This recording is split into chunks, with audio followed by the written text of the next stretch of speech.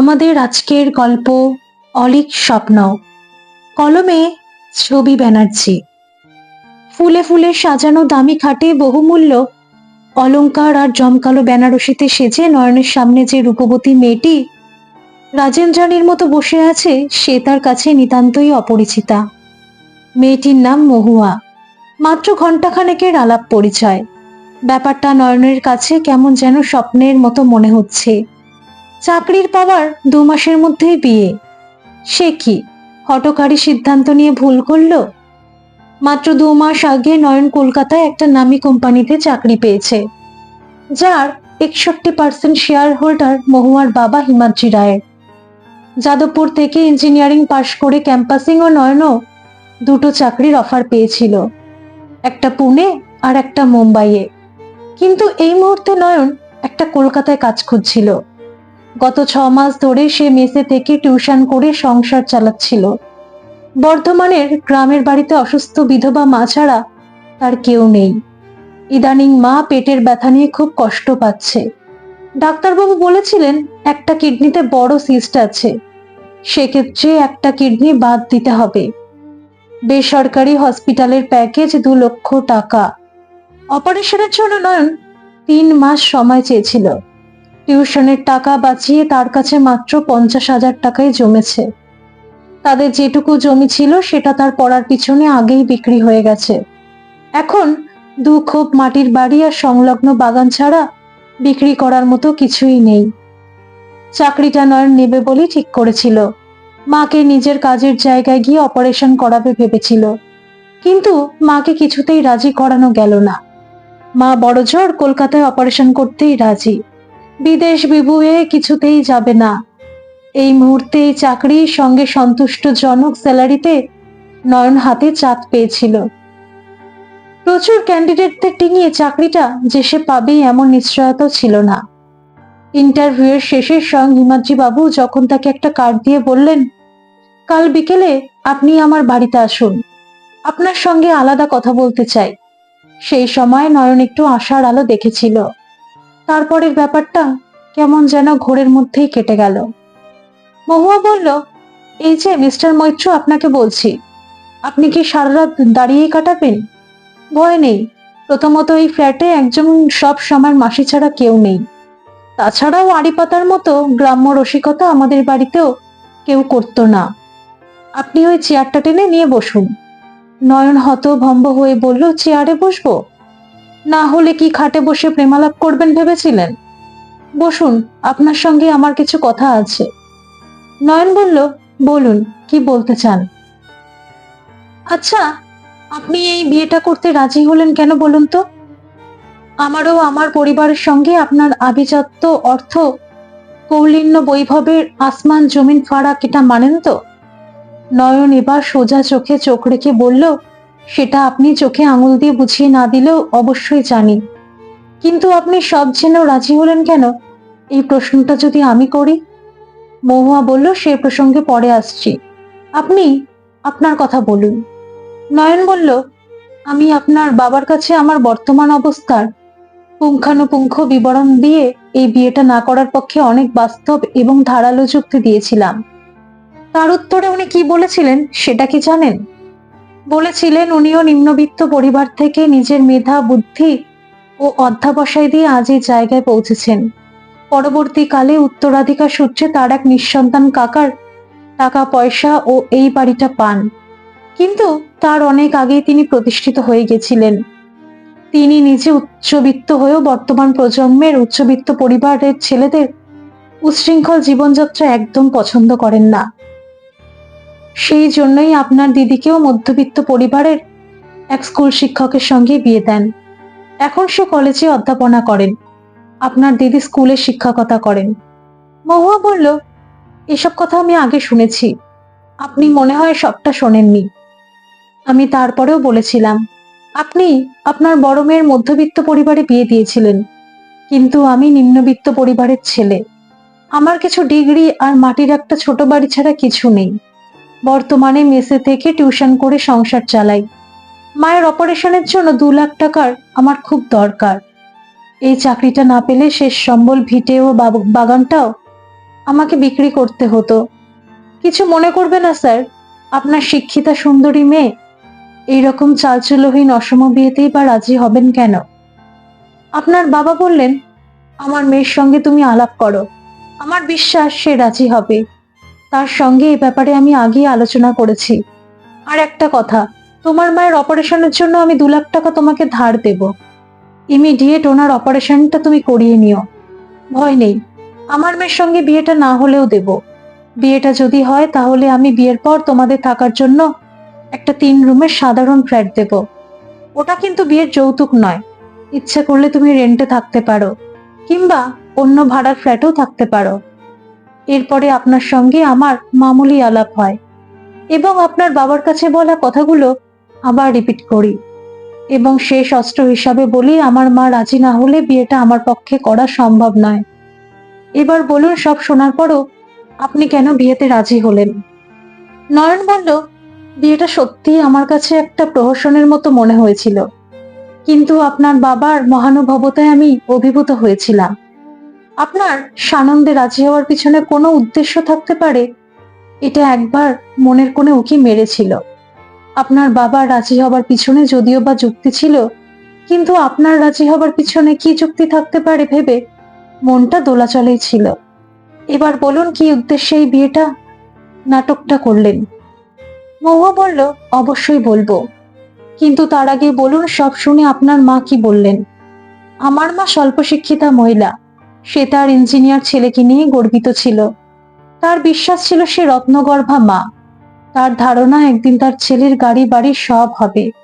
তাই তার মতো করে বলেছিল, কেন রে খোকা, রাখাল ছেলের সঙ্গে কি রাজকন্যার বিয়ে হয় না? মা, সে তো রূপকথার গল্পে হয়, বাস্তব যে বড় ভয়ঙ্কর মা। এখন যুগটাই যে বেকারের যুগ, পথে ঘাটে আমার মতো ইঞ্জিনিয়ারের ছড়াছড়ি। মা বললেন, কেন, এই যুগে কোনো বেকার ছেলের সঙ্গে কি কোনো চাকরি করা মেয়ের ভালোবেসে বিয়ে হয় না? নাকি বড় লোকের ছেলে গরিবের মেয়েকে বিয়ে করে না? ভালো মন্দ মিশলে মিশেই তো সংসার। স্বয়ং রাজকন্যা যদি রাজি থাকে, তার বাবা যদি রাজি থাকেন, তাহলে তুই কেন পিছিয়ে আসবি? তাছাড়া তুই তো এখন বেকার নোস। মহুয়া বলল, আপনার মাকে আমার শ্রদ্ধা ও প্রণাম জানাই। উনি ওনার জায়গা থেকে ঠিক কথাই বলেছেন। এবার আমার কথা বলি। নয়ন, আপনার সাথে সামান্য আলাপেই আমি বুঝতে পেরেছিলাম আপনি একজন সৎ এবং সরল মনের মানুষ। সেই মুহূর্তে আমার এরকম একজন মানুষের দরকার ছিল।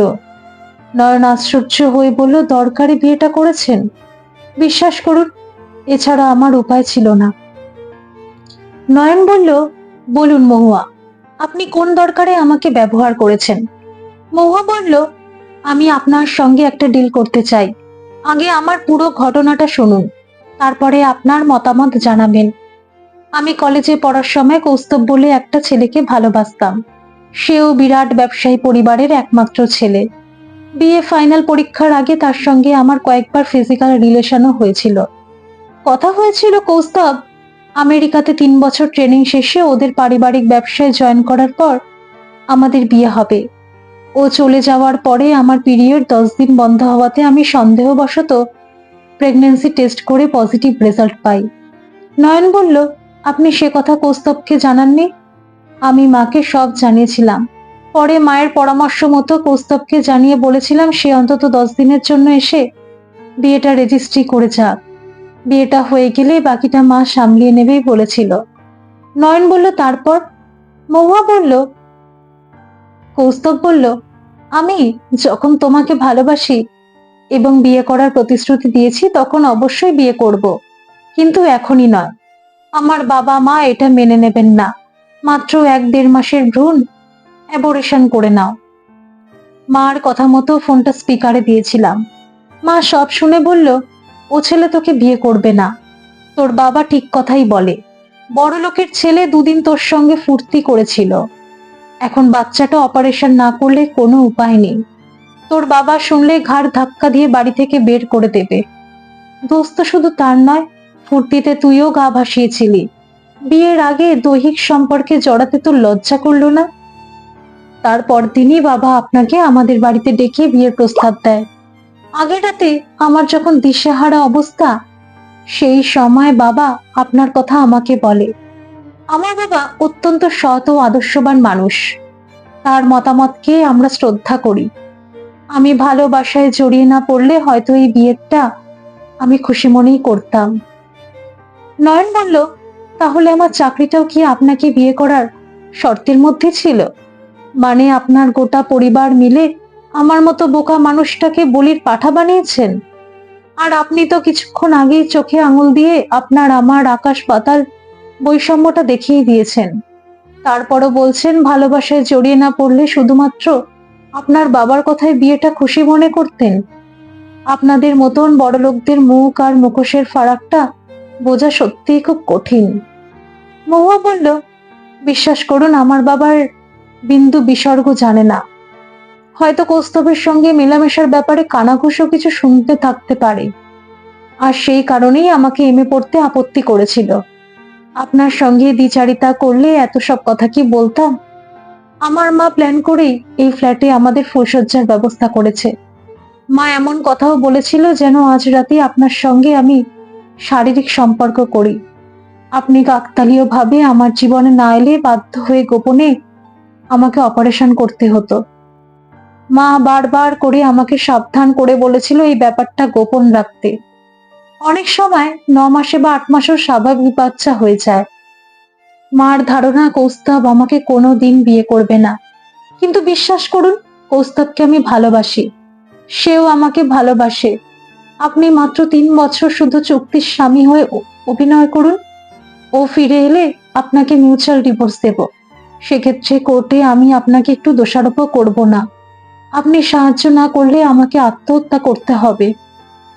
নয়ন বলল, দেখুন, আমি কালই এই নকল বিয়ের খোলসটা ছেড়ে চলে যেতে পারতাম।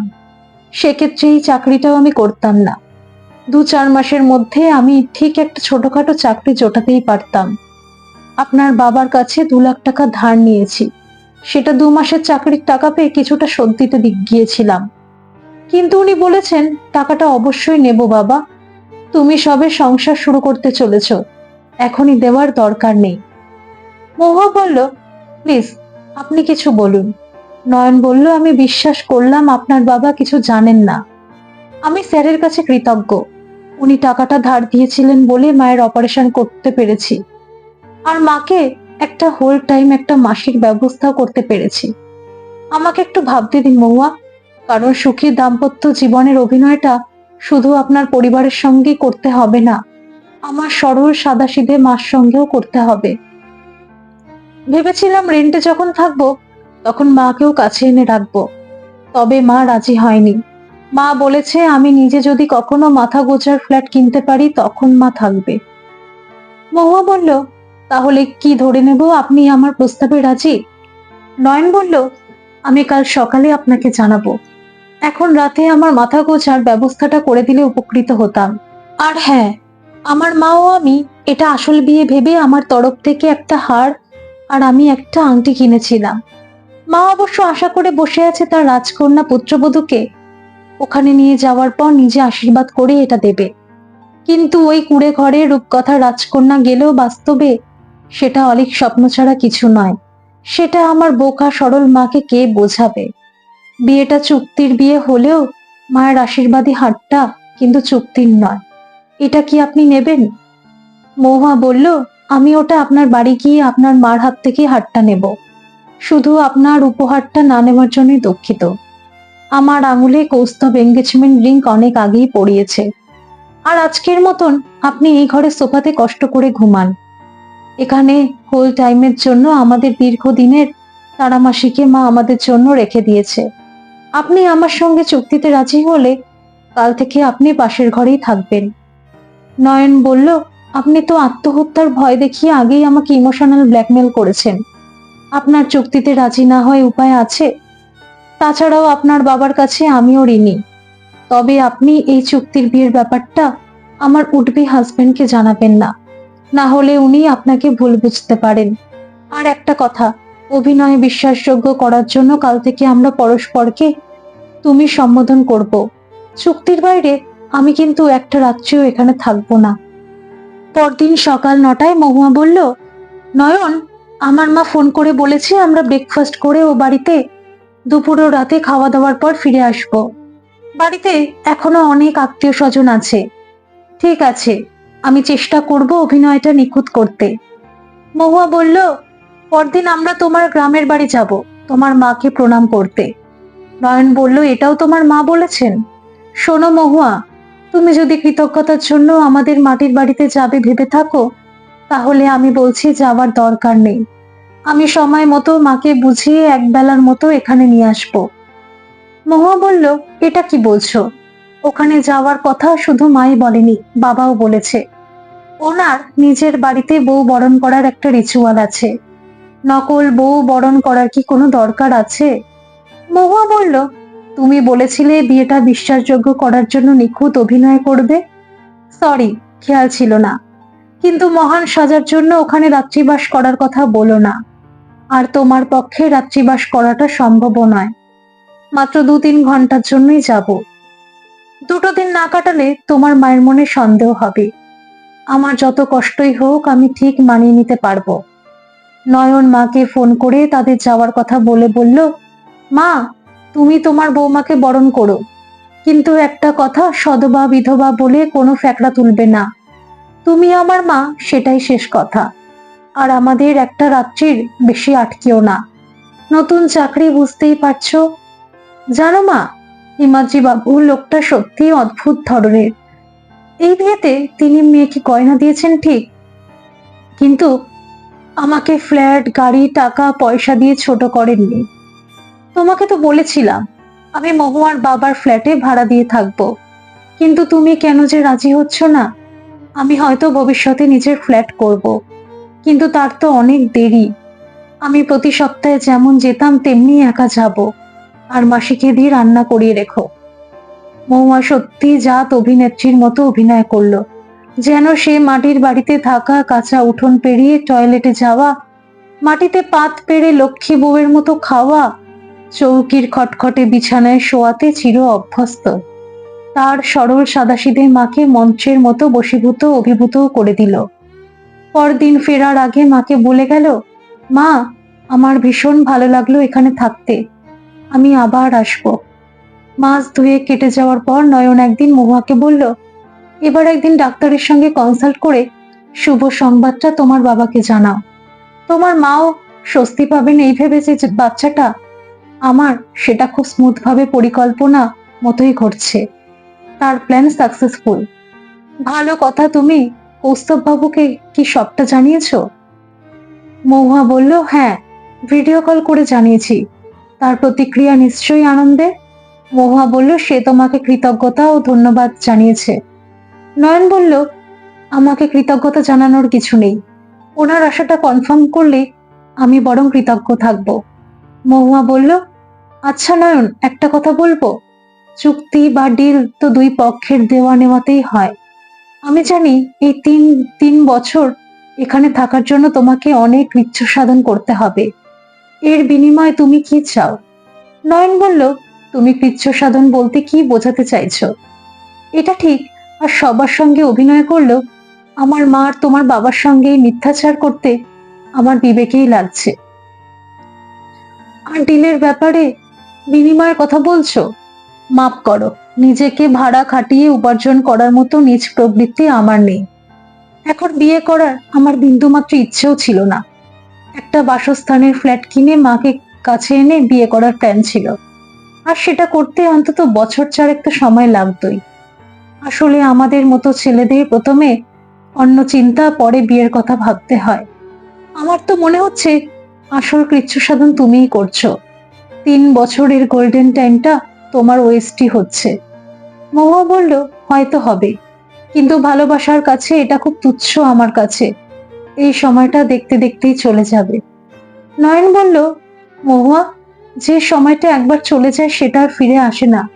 ভাবো তো, কোথায় এই সময়টা তুমি কৌস্তব বাবুর সঙ্গে হানিমুনে কাটাতে, হইচই করে পার্টি এনজয় করতে, সকাল সন্ধ্যা তার সাহচর্যে আনন্দে দিন কাটাতে। তার বদলে তোমাকে আমার সঙ্গে ডিল করে ঘরে বসেই দিন গুনতে হচ্ছে। খবরটা হিমাদ্রি বাবু শোনার পরই মহুয়াকে বাচ্চা না হওয়া পর্যন্ত নিজের কাছে রাখতে চাইলেন। নয়ন সানন্দে রাজি হলেও মহুয়া আর ওর মা প্রবল আপত্তি জানিয়ে বলল, জামাইকে ছেড়ে তোমার মেয়ে অতদিন থাকতে পারবে না, তার চেয়ে ডে নাইট দুটো আয়ের ব্যবস্থা করে দাও, আর আমি মাঝে মাঝে এখানে এসেই থাকবো। নয়ন মনে মনে ভাবলেও মা মেয়ে দুজনেই নিরাপত্তার ভয় পাচ্ছে। নির্দিষ্ট দিনে 1.5 মাস আগেই মহু একটা ফুটফুটে স্বাস্থ্যবান ছেলের জন্ম দিল। দামি নার্সিং হোমে মহুয়ার মা নাতিকে দেখতে এসে বললেন, তাকিয়ে দেখ দেখ মৌ, নাতিকে দেখতে হুবহু নয়নের মতো, একদম ওর মতো টিকালো নাক, বড় বড় চোখ, টকটকে গায়ের রং। নয়ন এই কথা শুনে হো হো করে হেসে উঠল। মনে মনে বলল, সাবাস, মা মেয়ে দুজনেই দেখছি নিপুণ অভিনেত্রী। মহুয়ার মা বললেন, তুমি হাসলে কেন নয়ন? আপনার অসাধারণ বিশ্লেষণ দেখে আনন্দে হাসছি ম্যাডাম। সদ্যজাত সন্তানের সঙ্গে আমার হুবহু মিল ভাবা যায়। নিজেকে আজ খুব গর্বিত মনে হচ্ছে। ফ্ল্যাটে ফিরে মাসখানেক পর একদিন মহুয়া বলল, নয়ন, পুচকুটার একটা ভালো নাম দাও দেখি। নাম তো ওর জন্মদাতা বাবা আর তুমি দেবে, তোমার বাবা মাও দিতে পারেন। আমার চুক্তির মেয়াদ ফুরলে আমি তো আমজনতার একজন, তুমি বরং ভিডিও কল করে কৌস্তব বাবুকে বলো নাম ঠিক করবে। মহুয়া বলল, নয়ন, আমার সঙ্গে না হয় তোমার চুক্তির সম্পর্ক, কিন্তু আমার বাচ্চাটা কি দোষ করলো? না না, তুমি ভুল বুঝছো মহুয়া, বাচ্চা আর ফুল পৃথিবীর নিষ্ঠুরতম মানুষও ভালোবাসে। আমি তো অতি সাধারণ একজন মানুষ। তোমার রাঙা বাবু একটু বড় হলে অবশ্যই আদর করব, অবশ্যই এখানে থাকার মেয়াদ পর্যন্ত, কিন্তু তার আগে ওর জন্মদাতা বাবাকে একবার পুত্রের মুখদর্শন করাও। মহুয়া বলল, অবশ্যই দেখাবো। রাঙাবাবু নামটা কিন্তু খুব সুন্দর। বাচ্চাটা আস্তে আস্তে যত বড় হচ্ছে ততই অদ্ভুত ভাবে তার ন্যাওটা হয়ে যাচ্ছে। নয়ন অফিস থেকে ফিরলেই বা বলে ঝাঁপিয়ে তার কোলে উঠতে চায়। নয়ন বলে, মহুয়া, তোমার রাঙা বাবুকে মোটেই এত প্রশ্রয় দিও না। বাচ্চা কিন্তু আসল নকল বোঝে না। ওকে আমার থেকে সবসময় দূরে রাখার চেষ্টা করো। আশা করি তোমার সব স্বাদ পূর্ণ হয়েছে। ওর ধুমধাম করে অন্নপ্রাশনও হয়েছে। দাদু নিজে তোমার রাঙা বাবুকে ভাত খাইয়ে দিয়েছেন। একদিন অফিস থেকে ফিরে নয়ন দেখলো এক অদ্ভুত স্বর্গীয় দৃশ্য। রাঙা বাবু টলমল পায়ে তার মার কাছে 2 হাত বাড়িয়ে হাঁটছে। নয়ন খানিকক্ষণ মুগ্ধ দৃষ্টিতে তাকিয়ে বলল, রাঙা বাবু যায় টলমল পায়, দূর থেকে বসে বাবা করে হায় হায়। মহুয়া বলল, নয়ন, তুমি একথা কেন বলছো? নয়ন বলল, ঠিক কথাই তো বলছি মহুয়া। রাঙা বাবুর বড় হওয়ার সুন্দর সুন্দর মুহূর্তগুলো তো ওর বাবা ভীষণভাবে মিস করছে। আমার মনে হয় তোমারও খারাপ লাগছে। মহুয়া, তোমাকে একটা কথা বলার ছিল। শুনেছি ডিভোর্সের অনেক নিয়ম কানুন আছে, সেসব কমপ্লিট হতে মিনিমাম বছর 2 লেগে যাবে। তাই বলছি তুমি এখন থেকেই গোপনে ডিভোর্স ফাইল করো। ডিভোর্স শেষ হবার মধ্যে নিশ্চয়ই কৌস্তব বাবুও চলে আসবেন, আর আমারও চুক্তির মেয়াদ শেষ হবে। চুক্তি শেষ হলে আমি তোমার বাবার কোম্পানির চাকরিতে রিজাইন দেব। মহুয়া বলল, চাকরিতে রিজাইন দেবে কেন বুঝতে পারলাম না। চাকরিটা তো বিয়ের শর্তের মধ্যে ছিল না। নয়ন বলল, প্রত্যক্ষ শর্তের মধ্যে না থাকলেও পরোক্ষ শর্ত তো ছিলই। তোমাকে ডিভোর্স দেওয়ার পর কোন মুখে চাকরিটা করব? তবে এই 3 বছরের অভিজ্ঞতার জন্য অন্য কোম্পানিতে চাকরি পেতে আমার অসুবিধা হবে না। তুমি ডিভোর্সের ব্যাপারে একটু ভেবো। মহুয়া বলল, মিউচুয়াল ডিভোর্সে মনে হয় সময় কম লাগবে। ঠিক আছে, তুমি যা বলছো সেটাই হবে। কেটে গেল আরো একটা বছর। একদিন নয়ন বলল, মহুয়া, আমার চুক্তি কিন্তু এবার শেষ হয়ে আসছে। মিউচুয়াল ডিভোর্সটাও স্মুথলি শেষ হয়ে গেছে। মহুয়া বলল, নয়ন, আমি তোমার প্রতি আজীবন কৃতজ্ঞ থাকব। আজ তোমাকেও একটা সুখবর দিই। কৌস্তব সামনের মাসে ফিরছে। তুমি আর দিন 7 পরে মুক্ত। ভবিষ্যতে আমার দ্বারা কোনোদিন যদি তোমার উপকার হয় নিঃসংকোচে জানিও। নয়ন খুশি হয়ে বলল, মহুয়া, এই চ্যাপ্টার এখানেই শেষ। ভবিষ্যতে আমি কোনোভাবেই আর যোগাযোগ রাখবো না। আশা করব তুমিও রাখবে না। এতে আমার মনে হয় উভয়েরই ভালো হবে। তোমাদের দুজনের আসল আনন্দময় বিবাহিত জীবনে আমার শুভেচ্ছা রইল।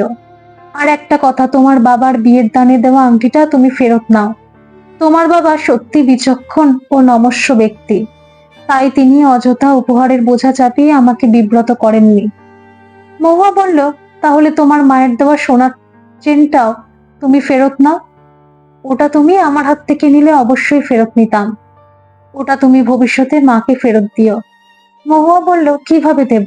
তুমি তো ভবিষ্যতে যোগাযোগ রাখবে না বলছো। নয়ন বলল, পৃথিবীটা গোল। কখনো হয়তো তোমার সঙ্গে আমার হঠাৎ দেখা হয়ে গেল, তখন তুমি আর একবার গরিবের আস্তানায় গিয়ে মাকে হাতটা ফেরত দেবে। তাছাড়া তুমি তো বিদেশে যাচ্ছ না, তুমি কলকাতায় থাকবে, আর আমি কলকাতায় আশা করি একটা চাকরি পেয়ে যাব। তাই হঠাৎ দেখা হবার সম্ভাবনা 90%। নয়ন ঘরে এসে নিজেকে প্রশ্ন করলো, আচ্ছা, 7 দিন পর সব ছেড়ে চলে যেতে তার মনটা কেন এত বিষাদে ভরে যাচ্ছে? এটাই তো হবার ছিল। এটা তো তার চুক্তির সংসার ছিল। সেখানে সুন্দরী স্ত্রী, ফুটফুটে সন্তান নিয়ে আত্মীয় পরিচিত জনের কাছে তারা সুখী পরিবার। ইদানিং রাঙা বাবুর ওপর বড্ড মায়ায় জড়িয়ে পড়েছিল। ছেড়ে যাওয়ার পর বেশ কিছুদিন লাগবে রাঙা বাবুকে ভুলতে, কিন্তু ভুলতে তো হবেই। তার নিস্তরঙ্গ জীবনে এমন একটা আলোড়ন আসবে সেটা তো কল্পনাতেও ছিল না। মা অনেকবার তার নাতিকেও দেখতে চেয়েছিল, মহুয়াও যেতে চেয়েছিল, কিন্তু নয়ন ইচ্ছে করেই নিয়ে যায়নি।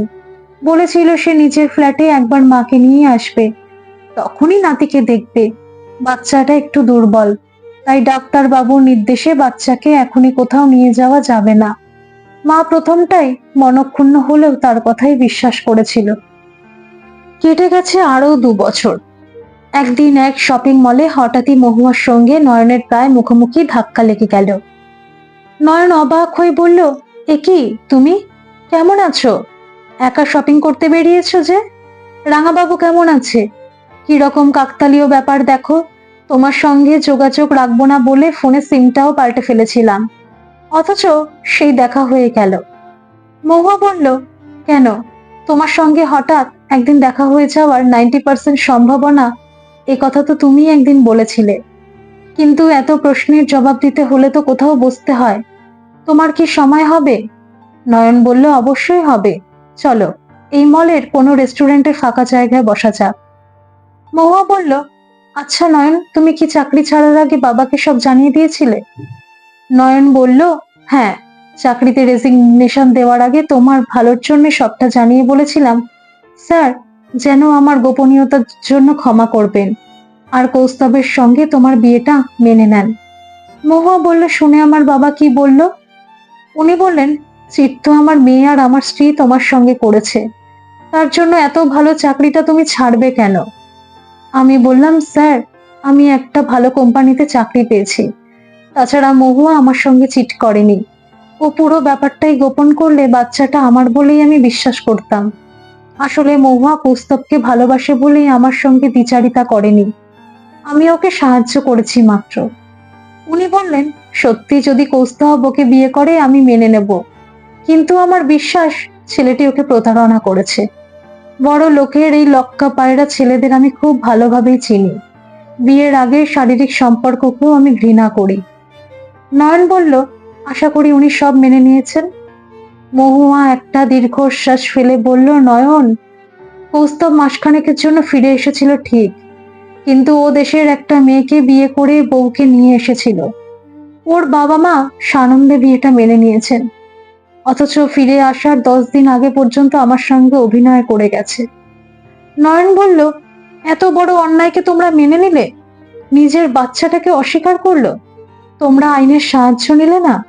মহুয়া বলল, আসলে তোমার সঙ্গে বিয়েটা তো আমার রেজিস্ট্রি করেই হয়েছিল, পরে ডিভোর্স হয়। এক্ষেত্রে ওর কাছে এটাই জোরালো প্রমাণ ছিল। আমার কথা বাদ দাও, তোমার কথা বলো। নয়ন বলল, আমি মাস্টারেক হলেও কলকাতায় একটা 3 রুমের ফ্ল্যাট কিনে মাকে কাছে এনে রেখেছি। আমাদের মাটির বাড়ির সঙ্গে সংলগ্ন বাগানটা জায়গা হিসেবে প্রত্যাশার বাইরে দাম পেয়েছিলাম। সব সময়ের মাসিকেও সঙ্গে এনেছি। মহুয়া বলল, তুমি বিয়ে করেছো নয়ন? না, এখনো করিনি, তবে বিয়ে করব ঠিক করেছি। আসলে মায়ের ধারণা তুমি আমার ওপর রাগ করে বাপের বাড়িতে আছো। তোমার মতো লক্ষ্মীমন্ত বউয়ের কোনো দোষ থাকতেই পারে না, সব দোষ নাকি আমার। মা তার নাতিকে দেখার জন্য বাচ্চা মেয়ের মতো বায়না করছে, এবার মাকে সবটা না জানালেই নয়। আচ্ছা মহুয়া, তুমি কি এখন ফ্ল্যাটে আছো না বাবা মার কাছে আছো? মহুয়া বলল, ওই ঘটনা জানার পর আমি মার কাছে গিয়ে ভেঙে পড়েছিলাম। বাবা সব শুনে বলল, আমি তোকে ঠিক 3 মাস এখানে থাকতে দেব, তারপরে তুই নিজের রাস্তা নিজে দেখে নিবি। রাঙাকে রেখে গেলে ওর দায়িত্ব আমি নেব, আর আমার কোনো জিনিসের ওপর তোর কোনো অধিকার থাকবে না। জানো নয়ন, কোনো বাবা যে এত নিষ্ঠুর হতে পারে আমার জানা ছিল না। মা গোপনে আমাকে 10 লাখ টাকা দিয়েছিল, এর বেশি সাহায্য করার আমারও কোনো উপায় নেই। তুই বরং বাবার কথাই শোন, রাঙাকে এখানে রেখে তুই নতুন করে জীবন শুরু কর। আমি 2 মাস অন্যে হয়ে ঘুরে একটা বেসরকারি ইংলিশ মিডিয়াম স্কুলে চাকরি পাই। মায়ের 10 লাখ টাকা আমি বাধ্য হয়ে নিয়েছিলাম। প্রচন্ড অভিমানে রাঙাকে ওখানে রেখেও আসিনি, আর বাড়ির সঙ্গে কোনো যোগাযোগও রাখিনি। নয়ন বলল, মহুয়া, তোমার বাবা খুব দূরদৃষ্টি সম্পন্ন মানুষ। উনি ওভাবে না বললে তুমি হন্যে হয়ে চাকরির চেষ্টা করতে না। ওনার রাগ খুব বেশি দিন থাকবে না, আর উনি উত্তরাধিকার থেকে তোমাকে বঞ্চিত করবেন না। তোমার মা ঠিকই বলেছেন, তুমি নতুন করে জীবন শুরু করতেই পারো। মহুয়া বলল, আচ্ছা নয়ন, একটা সত্যি কথা বলবে? নয়ন বলল, আমি এই চুক্তির ঘটনা ছাড়া জীবনে পারতপক্ষে কখনো মিথ্যে বলিনি। আসলে আমার মতো মানুষের জীবনে মিথ্যে বলার দরকারই হয় না। আচ্ছা নয়ন, পুরো 3 বছর এক ছাদের তলায় থেকে আমার প্রতি তোমার কোনো ফিলিংস হয়নি? নয়ন বলল, তোমার মতো রূপবতী মেয়ের প্রতি কোনো ফিলিংস তৈরি হয়নি বললে মিথ্যা বলা হবে। অবশ্যই হয়েছিল। এক ছাদের তলায় থেকে তোমার উপস্থিতির সান্নিধ্য আমি উপভোগ করেছি। রাঙা বাবুকে আদর করার সময় নিজের সন্তানের মতো আনন্দ উপভোগ করেছি। তোমাদের ছেড়ে আসতে আমার কষ্ট হয়েছে, কিন্তু যখনই ভেবেছি তোমরা দুজনেই অন্যের গচ্ছিত ধন, তখন নিজের মনকে সান্ত্বনা দিয়েছি। মনের দুর্বলতাকে কখনো প্রশ্রয় দিইনি। আসলে আমার শিক্ষা, সংস্কৃতি আর সংস্কার এসব ভাবতে বাধ্য করেছে। মহুয়া বলল, জানো নয়ন, একটা মেয়ের প্রেমিক বা বন্ধু খুব সহজেই হওয়া যায়, কিন্তু একজন বিশেষ বন্ধু কাম দায়িত্ববান স্বামী পাওয়া সত্যি খুব কঠিন। আমি ফুলশয্যার রাতে তোমাকে কিছু কঠিন কথা বলেছিলাম, স্বীকার করছি। আজ মুক্ত কণ্ঠে বলছি, তোমাকে যে স্বামী হিসাবে পাবে সে সত্যিই ভাগ্যবতী। তোমার রাঙাবাবু কিন্তু তোমাকে ভুলতে পারেনি। সে প্রথম প্রথম খুব কান্নাকাটি করত, বাবা বাবা বলে আমাকে অস্থির করে তুলতো। নয়ন বলল, মহুয়া, বাচ্চারা আসলে আপন পর বোঝে না। আমারও রাঙাবাবুকে ভুলতে সময় লেগেছিল। তোমাকে একটা অনুরোধ করব মহুয়া, বলো। তুমি সামনের রবিবার একবার আমার ফ্ল্যাটে আসবে। তোমার সঙ্গে আমার আইনি ছাড়াছাড়ি হয়ে গেছে। তোমার সন্তান যে মায়ের নাতি নয়, এটা আমি বললে মা বিশ্বাস করবে না। তুমি যদি এটা নিজে বলো তাহলে মা বিশ্বাস করবে। মহুয়া বলল, এটা তো সামান্য ব্যাপার নয়ন। তাছাড়া আমি অনেক আগেই ভেবেছিলাম তোমার মায়ের দেওয়া চেনটা ফেরত দিয়ে মায়ের কাছে আমারও ক্ষমা চাওয়া উচিত। রবিবার মহুয়া রাঙাবাবুকে সঙ্গে নিয়ে নয়নের ফ্ল্যাটে এসে পৌঁছালো। নয়ন তার মাকে আগেই বলে রেখেছিল। মহুয়াকে আর নাতিকে দেখে নয়নের মা বলল, এতদিনে মাকে মনে পড়লো মা লক্ষ্মী। আমি যে কতদিন থেকে তোমাকে আর নাতিকে দেখবো বলে অপেক্ষা করে আছি। তা তোমার সঙ্গে ব্যাগটা কিছু দেখছি না কেন বৌমা?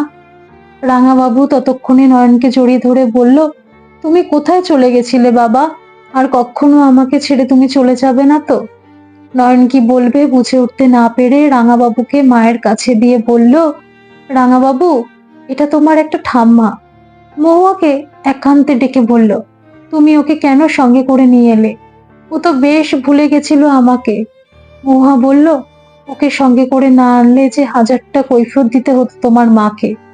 নয়ন বলল, কিন্তু আজ যে সব সত্যিটা মাকে বলতে হবে মহুয়া। নয়নের মা বলল, আমি বুঝেছি মা, তোমার অভিমান এখনো কমেনি। সত্যি তো তুমি নিজে এখানে কেন আসবে? খাওয়া দাওয়ার পর নয়ন তোমার সঙ্গে যাবে, তোমার অভিমান ভাঙিয়ে সে নিজে তোমাকে নিয়ে আসবে। এবার তোমার সংসার তুমি বুঝে নাও মা।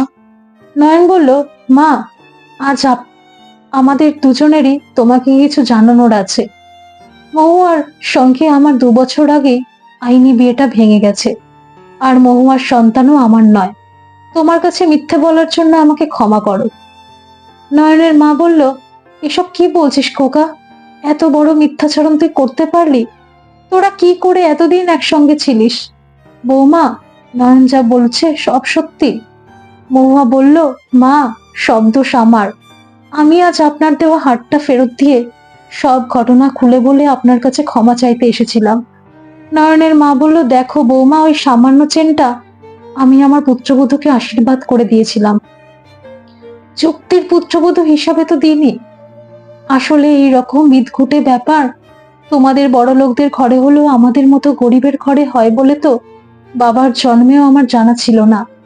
যাক, ওই হারটা আমি ফেরত নেব না, ওটা বরং তুমি না নিলে কোনো গরিবকে দান করে দিও। এবার তুমি কি বলতে চাও বলো। মহুয়া বলল, আমি একটা ছেলেকে ভালোবেসেছিলাম, তাকে বিশ্বাস করেছিলাম, তারই সন্তান আমার গর্ভে ছিল। সে বিদেশে 3 বছরের জন্য চলে যাওয়ার পর আমি জানতে পারি এবং তাকে সব জানাই। সে বলেছিল 3 বছরের আগে সে ফিরতে পারবে না, কিন্তু কথা দিয়েছিল ফিরে এসে বিয়ে করবে। আমাদের পরিবার খুব রক্ষণশীল পরিবার, এটা বাবা জানলে কখনো মেনে নিত না। বাধ্য হয়ে আমাকে বাচ্চাটা নষ্ট করতে হতো। ঠিক সেই সময় আপনার ছেলেকে আমার বাবা আমার বিয়ের জন্য পছন্দ করেন। আমিও রাজি হয়ে যাই। ফুলশয্যার রাতে আমি নয়নকে সব ব্যাপারটা বলে ওর সাহায্য চেয়ে বলি, 3 বছরের জন্য ওকে স্বামীর অভিনয় করতে হবে। নয়নের মা বলল, তারপর? মহুয়া বলল, আমার ভালোবাসার মানুষটা 3 বছর ধরে অভিনয় করে আমাকে স্বপ্ন দেখিয়েছিল এবং তার সন্তানকেও স্বীকার করেছিল, কিন্তু সে ফিরেছিল ও দেশের মেয়েকে বিয়ে করে। নয়নের মা বলল, দেখো মা, আমার ছেলের রূপগুণ কিছু কম ছিল না, শুধু তোমাদের মতো বড়লোক ছিল না। সব জেনেও তোমার বাবা বিয়ে দিয়েছিলেন। এই 3 বছর ধরে ঘরে বাইরে অভিনয় করতে ওর কত কষ্ট হয়েছিল সেটা তুমি বোঝো?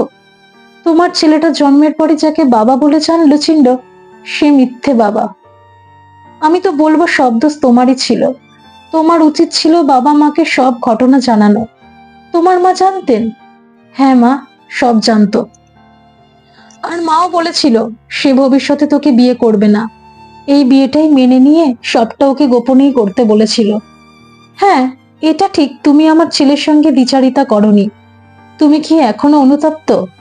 অবশ্য তুমি ইচ্ছা করলেই অন্য কারোর সঙ্গে নতুন জীবন শুরু করতেই পারো। তোমাদের মতো বড় লোকের ঘরে এসব ঘটনা আকছার ঘটছে। মহুয়া বলল, না, আমি আর বিয়ে করব না। আমি একটা ছোট চাকরি পেয়েছি, 1 রুমের একটা ফ্ল্যাট ভাড়া করেই থাকি। তাহলে বাবা মার সঙ্গে সব সম্পর্ক শেষ? মহুয়া বলল, বাবা আমাকে একরকম বাড়ি থেকে বের করেই দিয়েছে। আমার ধারণা তোমাদের পরিবারের মধ্যে একমাত্র তোমার বাবাই একজন খাঁটি মানুষ। নয়নের মা বলল, আমার ছেলের হয়তো তোমার ছেলেটাকে ভুলতে একটু সময় লেগেছিল, কিন্তু তোমার ছেলে নয়নকে এখনো ভোলেনি, আর ভুলবেই বা কি করে? সে তো আসল নকল বোঝে না। আর আমার কাছে শিশু ভগবান। তুমি কি নয়নকে বিয়ে করতে চাও? ভেবে বলো। মহুয়া বলল, কিন্তু নয়ন কি রাজি হবে? এতদিন তোমাকে নিজের পুত্রবধূ হিসেবে ভালোবেসে এসেছি, তোমার ছেলেকে নিজের নাতি বলে জেনে এসেছি। তুমি নয়নের সঙ্গে কথা বলো, নয়ন যদি রাজি হয় তাহলে আমার আপত্তি নেই। নয়ন বলল, আচ্ছা মহুয়া, আজ যদি আমি তোমার সঙ্গে ডিল করতে চাই তুমি রাজি হবে? মহুয়া বলল, তুমি আমার যে উপকার করেছো তাতে তোমার কাছে আমি চিরঋণী। কিন্তু নয়ন, এই ডিলটা সারা জীবনের জন্য করা যায় না। তার মানে তুমি আমাকে সারা জীবন সন্ন্যাস জীবন যাপন করতে বলছো? মহুয়া বলল, আমি সারা জীবন সুখী দাম্পত্য জীবনের ডিলের কথা বলছি। নয়ন বলল, দাম্পত্য জীবনে কোনো ডিল হয় না মহুয়া। মহুয়া বলল, নিজের মুখে আর কিভাবে বলবো তুমি আমাকে ক্ষমা করে গ্রহণ করো? নয়ন বলল, ভেবে বলছো? যদি এমন হয় কৌস্তব তার বিদেশিনী বউয়ের সঙ্গে হয়তো বনিবনা হলো না, তাকে ডিভোর্স দিয়ে তোমার কাছে ফিরে আসতে চাইলো, তখন তুমি কি করবে? মহুয়া বলল, নয়ন, একজন প্রেমিকের সত্যিকারের ভালোবাসা সফল হয় যখন সে পরবর্তীতে তার প্রতিশ্রুতির মতো দায়িত্ববান স্বামীর ভূমিকা পালন করে। কাপুরুষের মতো সন্তানের জন্ম দিয়ে তাকে অস্বীকার করে নতুন সম্পর্কে জড়িয়ে পড়ে না। তুমি আমাকে আজ প্রত্যাখ্যান করতেই পারো, কিন্তু তোমার মা একজন মহীয়সী মহিলা। তুমি রাজি থাকলে তিনি আমাকে গ্রহণ করবেন বলেছেন। নয়ন বলল, ঠিক আছে মহুয়া, আমিও আমার মা এবার নিজেরাই তোমার সঙ্গে বিয়ের প্রস্তাব নিয়ে তোমার বাবার কাছেই যাব। ধন্যবাদ সকল বন্ধুরা। এই গল্পটি যদি আপনাদের ভালো লেগে থাকে তাহলে অবশ্যই একটা লাইক করে দেবেন। আর এই চ্যানেলে নতুন হয়ে থাকলে চ্যানেলটিকে সাবস্ক্রাইব করে আমার পাশে থাকবেন, আর পাশে থাকা বেল আইকনটিকে প্রেস করে দেবেন যাতে সমস্ত গল্পের নোটিফিকেশনগুলি সবার প্রথমে আপনাদের কাছেই পৌঁছে যায়।